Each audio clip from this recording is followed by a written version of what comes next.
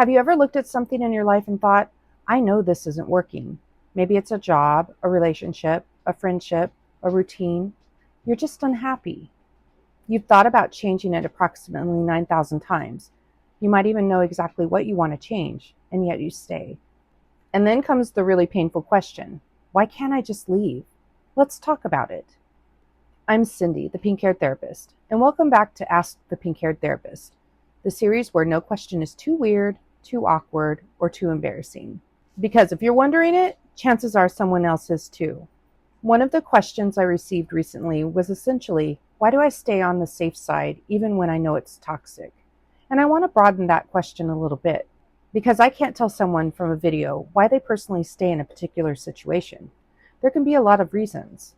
But we can talk about something our brains tend to do, prefer what they know over what they don't.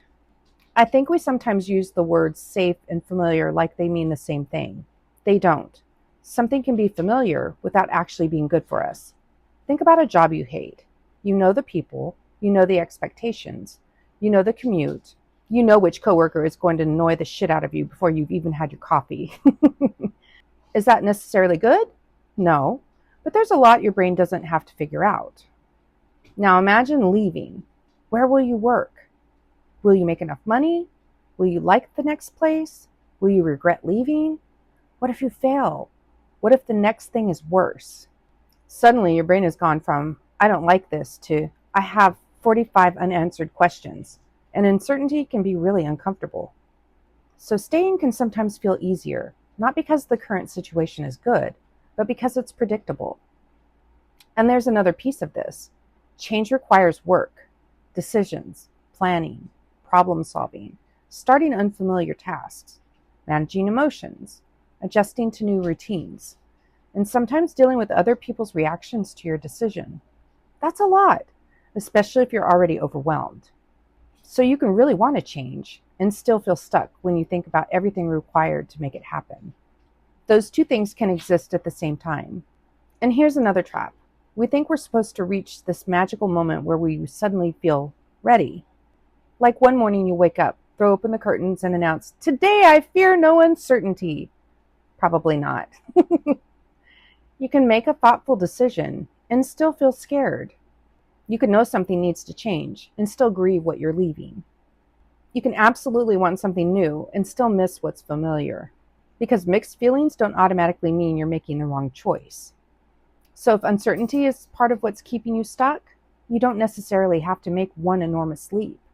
Start gathering information. If it's a job, look at what's available. Update your resume. Talk to someone in another field. If it's a big life change, find out what your actual options are. Write down the questions your brain keeps throwing at you. Because sometimes the unknown feels enormous simply because it's unknown. Information can make it smaller. Instead of asking, why can't I just leave? Try getting more curious. What about leaving feels scary? Is it money? Being alone? Making the wrong decision? Starting over? Disappointing someone? Not knowing what comes next? Because those answers give you something you can actually work with. And I want to add something important here. Not every situation is simply about being afraid of change. There can be financial barriers, family responsibilities, cultural factors, disability, access to housing or healthcare, relationship dynamics, and sometimes safety concerns. So I never want to reduce somebody else's situation to, well, your brain just likes familiarity. Human lives are much more complicated than that. This is simply one piece that can sometimes help you understand why change feels so damn difficult. So the next time you catch yourself thinking, why am I still here? Try replacing judgment with information. Ask, what does staying give me that leaving doesn't? And what would make the unknown feel a little more manageable? You might discover that what you've been calling safe is actually just familiar. And recognizing the difference can be really powerful. One quick reminder before you go. These videos are for education and aren't intended to diagnose anyone or replace individualized mental health care. If you're looking for personalized support, talking with a qualified mental health professional is always a good next step. If this video helped you understand something about yourself a little better, subscribe and stick around. Every week I answer your questions and share practical brain-friendly tools to help make life outside hard mode a little less impossible. And I'll see you in the next video.